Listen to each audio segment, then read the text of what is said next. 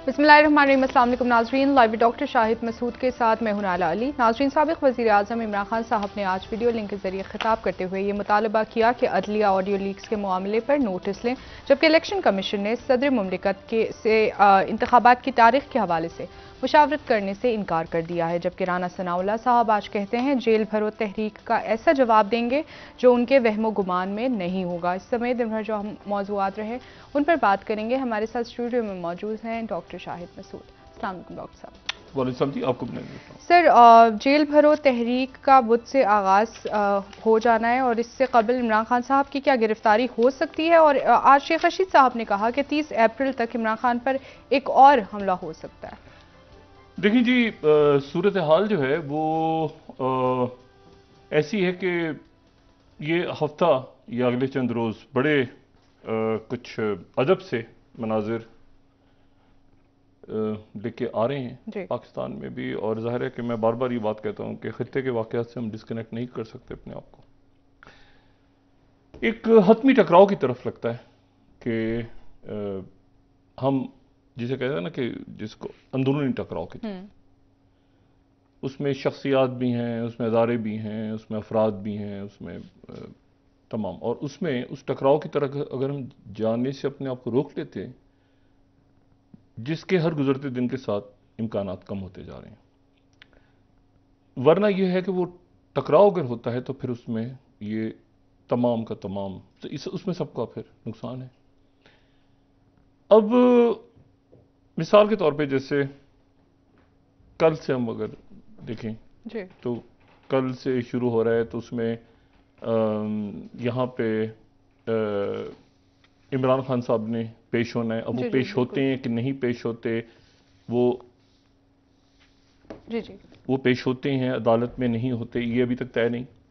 और ये भी तय नहीं अभी तक कि वो मतलब उनको पेश होना था गालिबन परसों उनकी ज़मानत ख़त्म हो गई थी, तो उनको गिरफ्तार कर। अब आज मरीम नवाज साहब ने कहा कि जब भी चाहेंगे राना सनाउल्लाह साहब तो उनको गिरफ्तार कर लेंगे। ऐसा नहीं है। गिरफ्तार देखिए ना, एक बड़ी अजीब सी बात है कि हुकूमत है तो हुकूमत कह रही है कि जब राना सनाउल्लाह साहब चाहेंगे तो उनको गिरफ्तार कर लेंगे, तो फिर गिरफ्तार क्यों नहीं कर रहे? वहाँ पर हज़ारों की तादाद में उनके कारकुन मौजूद हैं, सुबह शाम वो मौजूद हैं। और ये अब एक अजीब सी बात है कि उनकी ज़मानत, और उन्होंने कहा कि अच्छा वो ज़मानत ख़त्म करवा एक्टिव हुए, उधर से वो 3 रोज़ गुजर गए, रोज़ पुलिस पहुंच रही है, वापस आ रही है, तो इमरान खान कह रहे हैं कि नहीं। तो ये हुकूमत की तो अजीब सी बात है इसमें। यानी देखिए ना, या तो कुछ समझ आए ना बात कि भाई क्यों नहीं कर रही पुलिस। अच्छा, इसी दौरान ये है कि वो जो पुलिस जो ऑफिसर हैं वो वहाँ पे अदालत ने वापस कर दिया उनको। अच्छा, अब अभी तक IMF के साथ मुआहदा नहीं हुआ। वो ऑर्डिनेंस सदर ने कहा कि मैं नहीं साइन करूंगा, तो उसके बाद वो पार्लियामेंट से नहीं हुआ, वो कल होना है। कल होना है। अच्छा, कल होना है या परसों होना है? अब तो यानी हर गुजरते दिन के साथ यहाँ पे अंदर जो है ये ध्यान में रखें कि आपका एक सिक्योरिटी क्राइसिस जो कराची में हुआ वाकया, और अब उसमें भी वही मैं बात जो बार बार कहता हूँ कि इसको कहीं से फाइनेंसिंग हुई होगी, ये कहीं से चले होंगे, कोई इनका टारगेट होगा कहीं से। और इसमें हमेशा जो है ना, ये इतने जाहिर है कि इसमें हमेशा ये होता है कि तवज्जो दूसरी तरफ है, मामलात इधर उधर हैं। नजम सेठी साहब ने जो कल ट्वीट किया था सुबह, जिसको उन्होंने डिलीट किया, तो यकीनन वो उनकी एक जिम्मेदारी, क्योंकि जिम्मेदारी क्या कि वो PSL के मैचेस चल रहे हैं कराची में, और वो वहाँ पर बड़ा ज़बरदस्त किस्म के वो अदबी मेले वगैरह भी हो रहे हैं, और साथ ही तो वो ज़ाहिर है टीम्स की वजह से वो थोड़ा सा वो उनके पास, लेकिन फिर डिलीट किया। लेकिन ख्वाजा आसिफ साहब की जो बात है वो मुझे समझ नहीं आई। बहरहाल देखें, बात ये सारी कि वो मेरा ख्याल है, यानी मेरा ख्याल नहीं, एक जो अभी तक जो इतलात हैं तो उसमें यही बाजार लग रहा है कि पहले तो इसको लेना कराची के वाक़े को कोई बड़ा टारगेट। अच्छा, इसमें तो ये नहीं होता कि सुसाइड बॉम्बर्स को ट्रेनिंग तो नहीं लेते ना। सुसाइड बॉम्बर ये थोड़ी कि एक दफ़ा खुदकुश में जान दे मारा जाएगा तो दोबारा कामयाब हो जाएगा तो तीसरी, तो ऐसे तो नहीं होता। वो एक ही दफ़ा जाना होता है और उसमें ये होता है कि एक ने उड़ा लिया अपने आप को, दो जो हैं वो मारे गए। अच्छा, जो मारे गए तो इसका मतलब है कि उनकी आईडी भी मिल गई, उनका सब कुछ वो फौरन जो है, क्योंकि उनको असल में पकड़े नहीं जाना और ना ही गोलियों से मारे जाना, उन्होंने उड़ाना है अपने आप को। ठीक है ना। वो उनके पास से जो खबरें आ रही थी कि बिस्किट बिस्किट लेके और अंदर जाके उन्होंने, शायद उनका लंबा प्लान था कि रुकें और हॉस्टेज बनाए और सारा। तो ये एक ऑपरेशन हुआ कामयाब। और ये जो सीटीडी हैं, चाहे वो सिंध में हो या पंजाब में हो या बाकी जगहों पे, गुजरे कई सालों में इन्होंने बहुत, अगर कोई डिपार्टमेंट ऐसा है जिसने बहुत ज़्यादा काम किया है सिविलियन साइड पे, ठीक है, तो वो ये सीटीडी डिपार्टमेंट जो बने हुए हैं मुख्तलिफ। अच्छा, एनीवे, उन्होंने वो उसको वहाँ पे शादी दी, नुकसान, बड़ा नुकसान होने से बच गए, लेकिन उसमें क्लू मिल गए। और यकीनन इस वक्त तक जब हम बात करें तो ये बहुत आगे तक मामला जो हैं वो तफ्तीश वगैरह पहुँच गई होगी। और इसमें कोई ना कोई मकसद होगा। पहले तो ये कि टारगेट क्या अचीव करना था आपने, दूसरी बात ये है कि इनकी फाइनेंसिंग कौन कर रहा था। फिर ये देखिए सबसे इंपॉर्टेंट बात, जो हम ऐसी बात करके निकल जाते हैं ना सरसरी सी, ये बात, इस बात को वाज़ेह करना चाहिए। ये जैसे मलिक बोस्तान साहब की एक बात दरमियान में आती रही, ये बात वाज़ेह करनी चाहिए इसहाक डार। मैं फिर बात वही कहता हूँ कि इसहाक डार साहब करें या मरियम औरंगजेब साहब करें, क्योंकि वो देखिए हुकूमत है ना, मतलब अगर तो, अब मुझे ये बताएं कि ये जो बात उन्होंने कही आके कि पाकिस्तान से अफगानिस्तान डॉलर जा रहे हैं, ठीक है, अब जाहिर है वो करेंसी को डील करते हैं, उन्होंने एक बात की है।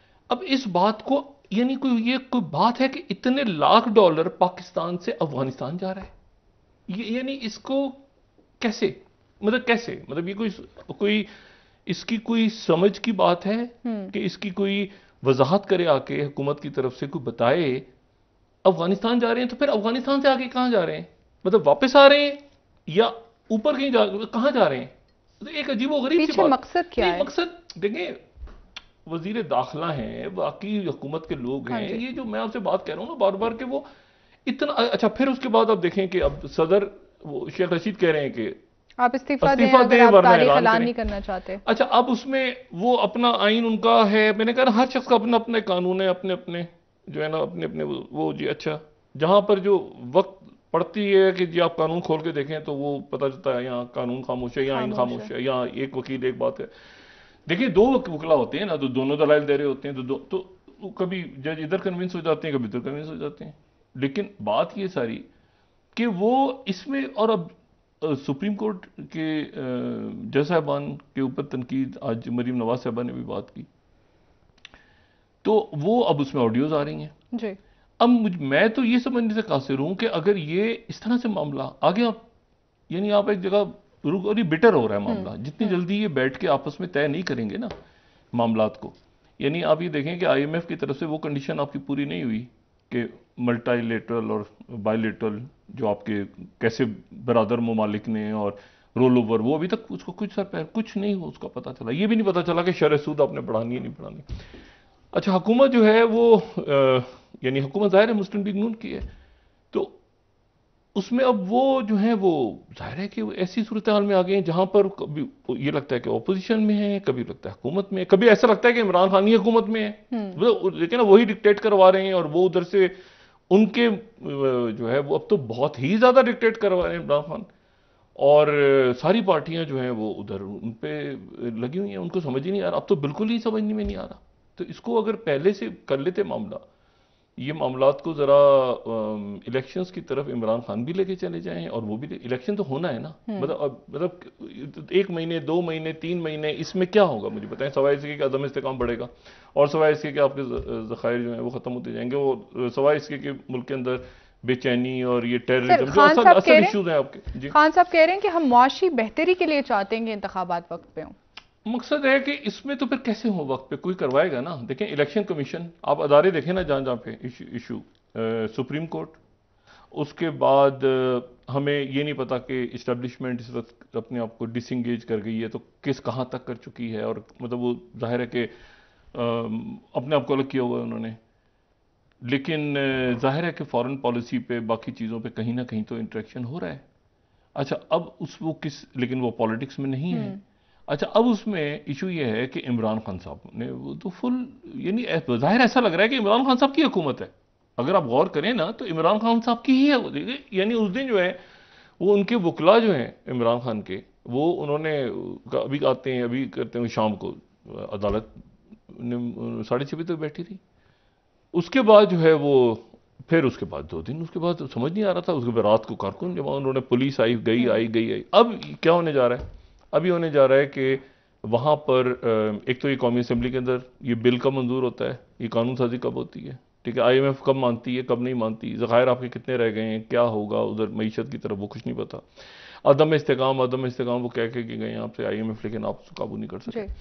और उसके साथ ही जो सबसे बड़ा जो एक और इशू नया खड़ा होने जा रहा है वो ये कि अदारों के अंदर देखें, सुप्रीम कोर्ट बार के सदर के हवाले से भी बात हो गई है। तो यानी बार यानी अब आप ये देखें ना कि एक वकला हैं, तो वकला के अंदर जो सुप्रीम बॉडी उसके अंदर एक डिवीजन, सबसे बड़ा जो मुल्क के अंदर फैसला करने वाली जो सुप्रीम कोर्ट है उसके अंदर आपको डिवीजन नजर आ रही है।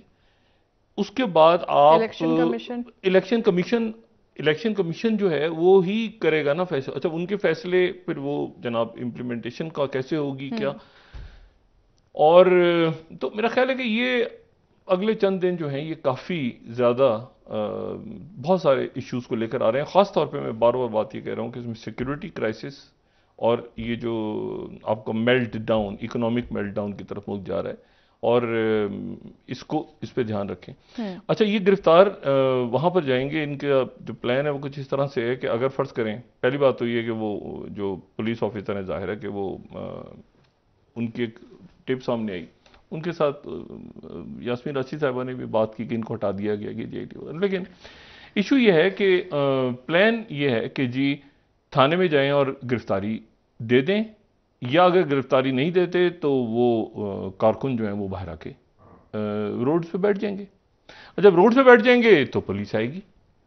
अच्छा, पुलिस किसकी बात सुनेगी? पुलिस अपने सुपीरियर की बात सुनेगी।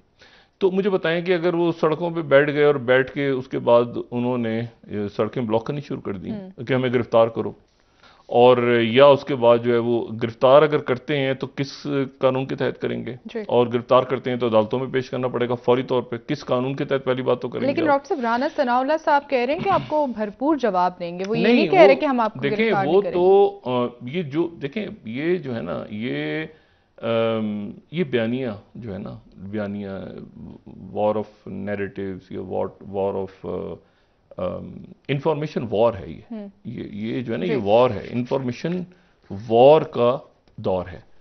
और मैं आज ये देख रहा था, सिंपली तो मैंने कहा जरा मैं स्टडी कर रहा था कि अगर ये जो इसमें अगर आप देखें कि जो कुल आबादी है दुनिया की 8 अरब, तो 8 अरब ये जनवरी का हम देख रहे हैं।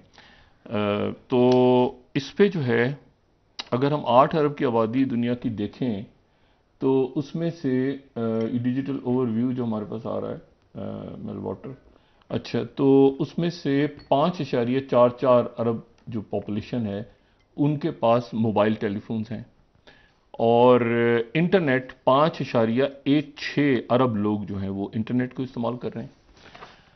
तो ये बहुत बड़ी तादाद है। अच्छा, इंटरनेट की अगर आप इसमें देखें सारा, तो वो आपको पूरा नज़र आएगा इसमें कि जी इंटरनेट 8। अच्छा, अब ये जो लोग हैं, ठीक है, ये फिर इसमें से अगर आप सोशल मीडिया को देखें तो 4.7 अरब लोग दुनिया के सोशल मीडिया पे हैं इस वक्त, ठीक है। और फिर उसमें ये कौन सा सोशल मीडिया कौन यूज़ कर रहा है, कौन, मतलब हर शख्स जो है, यानी तकरीबन आप समझे कि 64% लोग जो हैं दुनिया के वो सोशल मीडिया पर हैं, और फोन्स पे भी हैं और डेस्कटॉप पे भी हैं और इस पे भी हैं। ये बहुत बड़ी तादाद है, ठीक है। और उसके बाद तो अब इशू ये है कि यानी हर सेकंड, 1 सेकंड में कोई आप समझें कि कुछ 4 से 5 नए लोग दुनिया में सोशल मीडिया ज्वाइन कर रहे हैं किसी ना किसी अंदाज में, नई एप्लीकेशन से। सही डॉक्टर साहब, ब्रेक ले लेते हैं, एक वापस ब्रेक नहीं, फिर उसके बाद मैं ये बताऊं कि ये क्लैश किस तरफ जा सकता है। ठीक है, खदशात क्या मौजूद हैं इस वक्त, वापस आके बात करते हैं। डॉक्टर साहब आपसे नाज़रीन यहाँ पर ब्रेक, हमारे साथ रहिए।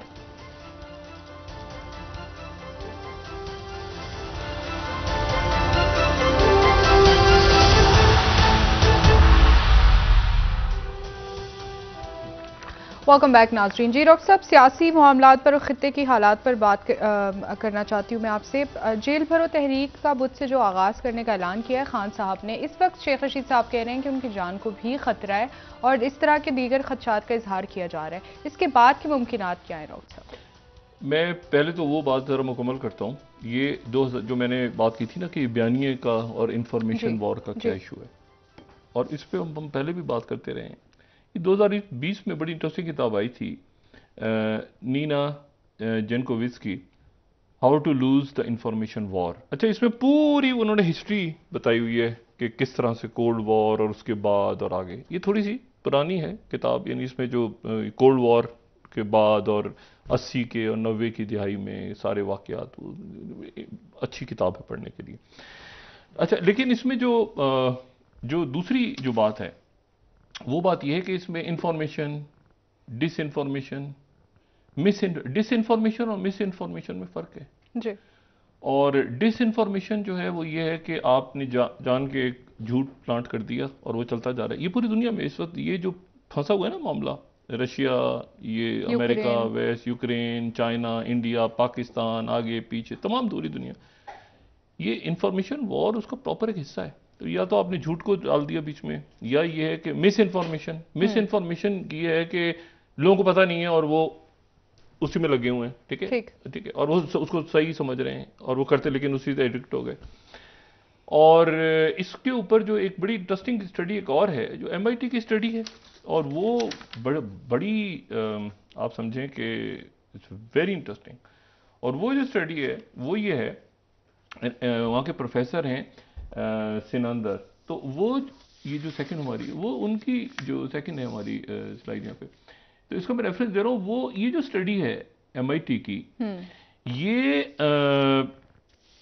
ये कहती है कि जो ट्विटर पे 70% जो रीट्वीट्स ज़्यादा होती हैं अगर गलत खबर हो तो उसके रीट्वीट्स, ये स्टडी है। और फिर उसके बाद उनका ये कहना है कि इस पे 60% सॉरी 6% ज़्यादा तेज़ी से गलत खबर फैलती है, अगर खबर सही हो तो कम, लेकिन अगर गलत खबर हो तो उसके फैलने की जो ये इन्होंने बड़ी ज़बरदस्त एक रिसर्च है इनकी MIT की। अच्छा, अब इशू ये है कि इसमें और एक इंटरेस्टिंग आपको बात बताऊं। ये एक उन्होंने वेस्ट में प्रॉपर एक गिराजिमोव डॉक्ट्रीन, उनके रशिया के चीफ ऑफ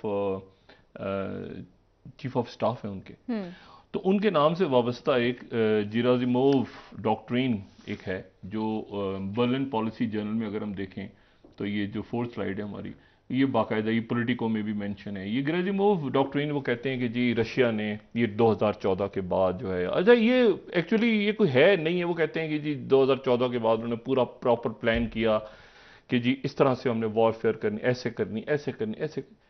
अब जाहिर है कि ये अमेरिका की साइड है। अब जाहिर है तो रशिया, अमेरिका आपके ख्याल से कुछ नहीं कर रहा होगा, ये बाकी मुल्क कुछ नहीं कर रहे होंगे दुनिया में।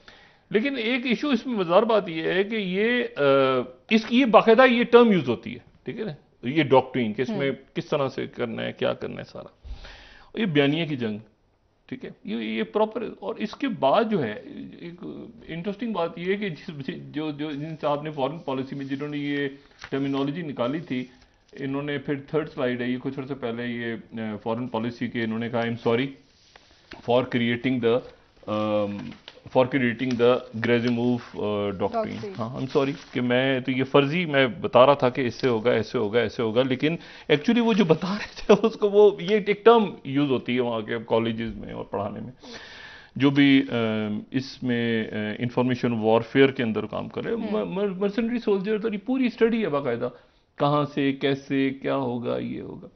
अच्छा, इसमें ये तो एक पूरी साइंस है। ये जो आप देखिए ना, हुकूमत से बयानिया नहीं बन रहा, बन ही नहीं सकता, बन ही नहीं, क्योंकि वो इतना ज्यादा जो जमीनी हकायक हैं उनसे इतनी उसकी इतना तजाद हो गया है। अब देखिए ना तजाद, अगर अच्छा और उसको मैंने आपसे कहा ना कि ये नहीं समझ में आ रहा कि इमरान खान की हुकूमत है या इस वक्त अगर ये कोर्ट्स के अंदर डिवीजन, देखिए मरीम नवाज साहब जो ये जो बात हो रही है ना कोर्ट्स की, कोर्ट्स में अगर डिवीजन होती है, फर्ज करें तो उसमें क्या इमरान खान साहब को फायदा होगा या उधर फायदा होगा? इमरान खान को फायदा होगा। उसकी वजह यह है कि उधर से नवाज शरीफ साहब ने वापस आके वो फिर उनके मुकदमात भी तो वापस होने थे ना, वो खत्म होने थे, वो अपील जानी थी दोबारा फिर।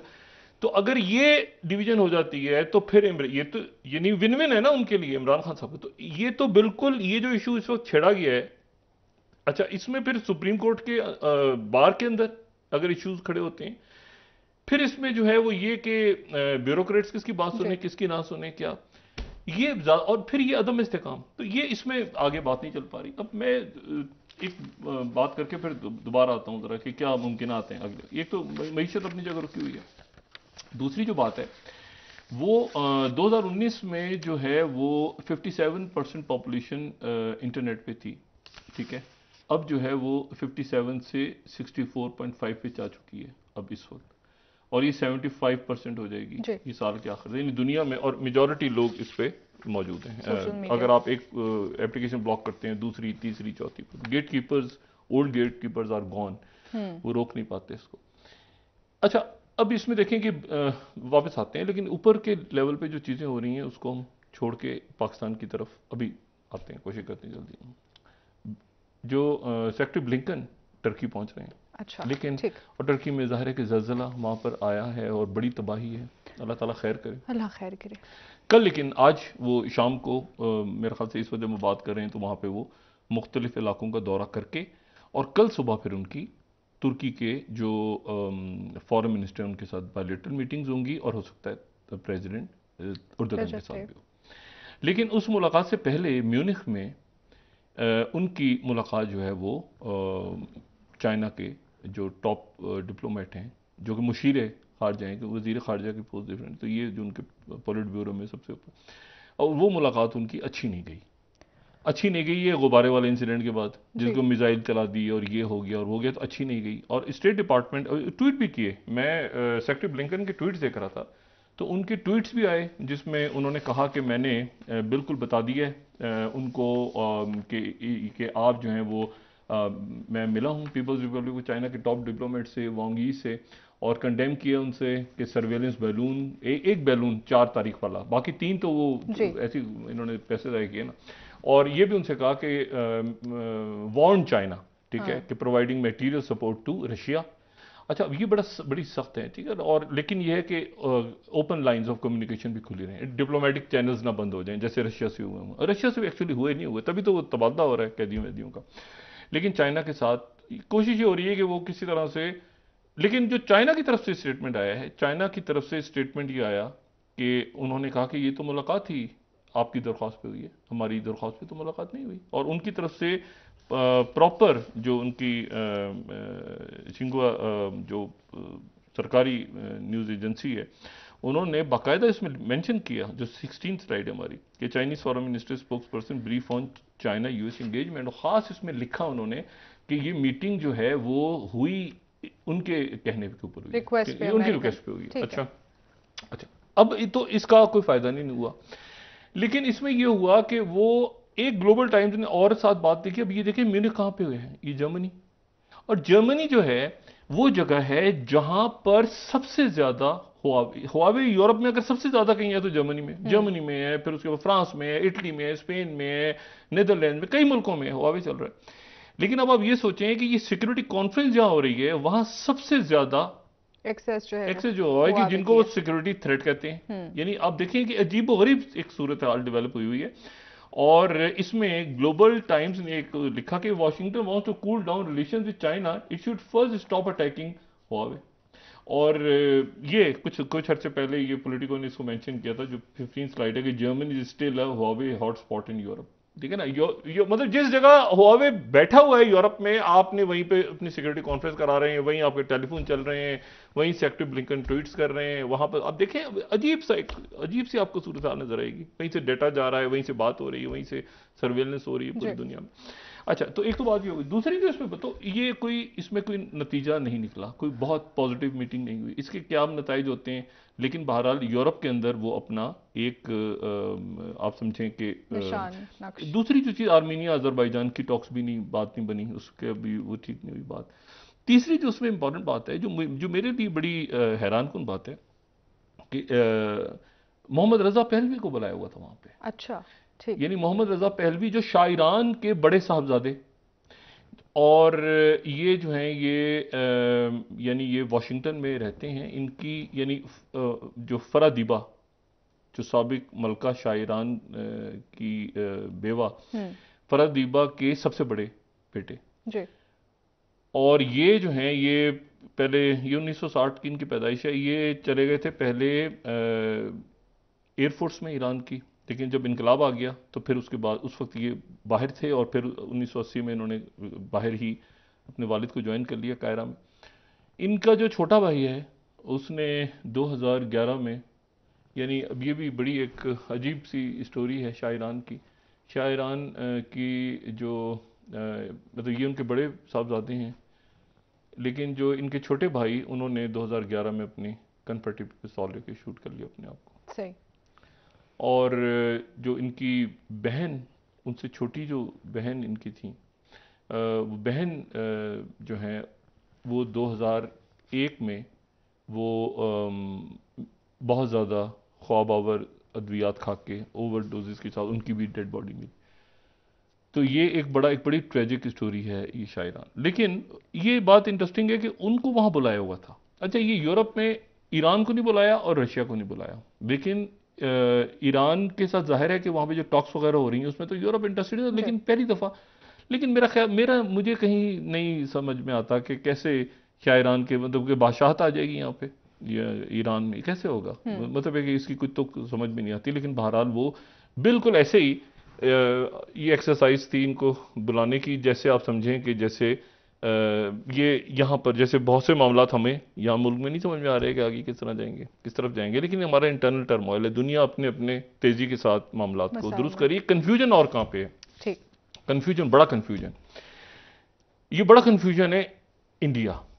देखें, बात ये है सारी, ये बहुत मुआशी तौर पे नहीं, देखें ये इस तरह जो है ना, इस तरह से वो चीज़ें नहीं होती जिस तरह से एक कन्फ्यूजन है ना, जिसको जो बात 2-3 सालों से मैंने तो उनके साथ कभी इंटरेक्शन होता है या बात होती है, किसी कॉन्फ्रेंस में मुलाकात होती है, तो मैं तो हमेशा इस बात के ऊपर, और ये अपने शोज़ के अंदर ओपनली, कि इनका ये कोई मसला है, ये इंडिया का कोई मसला है जिसमें अमेरिका इनके साथ नहीं होगा।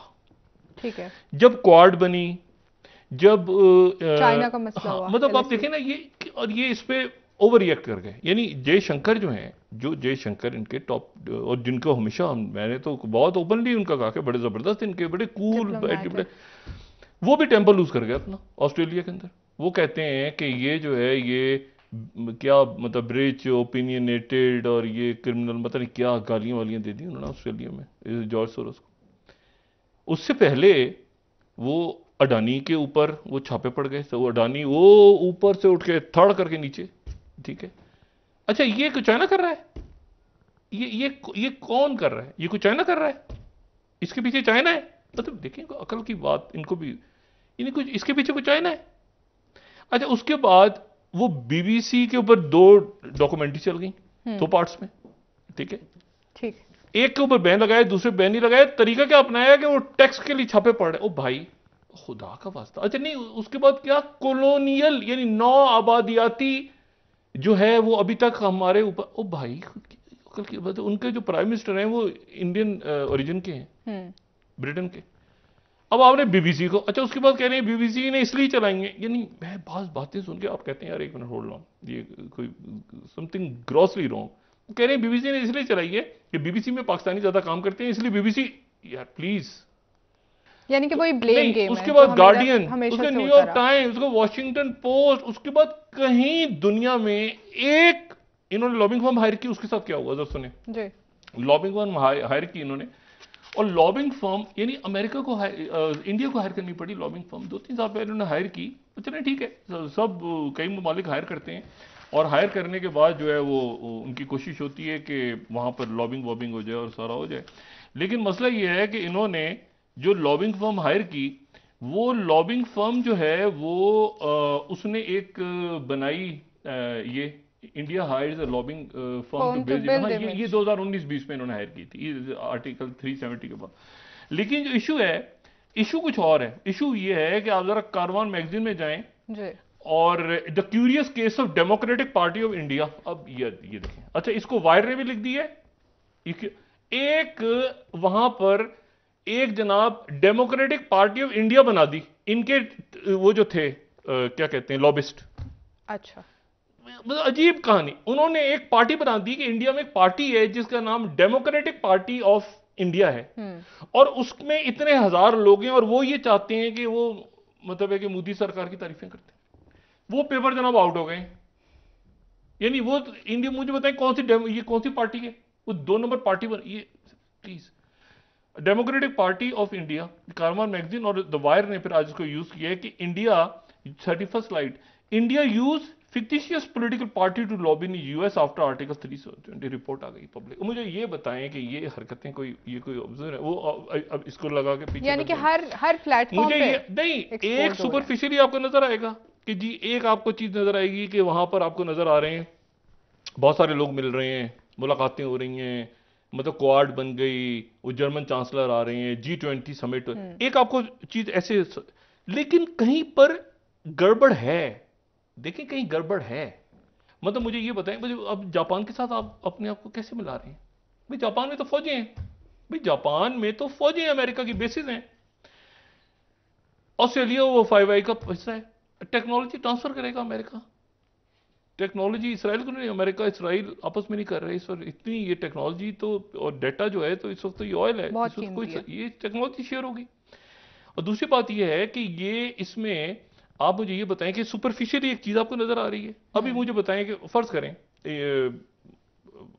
अल्लाह ताला खैरियत से रखे, लेकिन बहरहाल ये इनको हो जाए कुछ दलाई लामा को, मुझे बताएं क्या क्या होगा? यही प्रोजेक्ट था ना दलाई लामा, मतलब इसमें तो किसी को कोई इसमें तो पूरी रिसर्च किताबें छपी हुई हैं।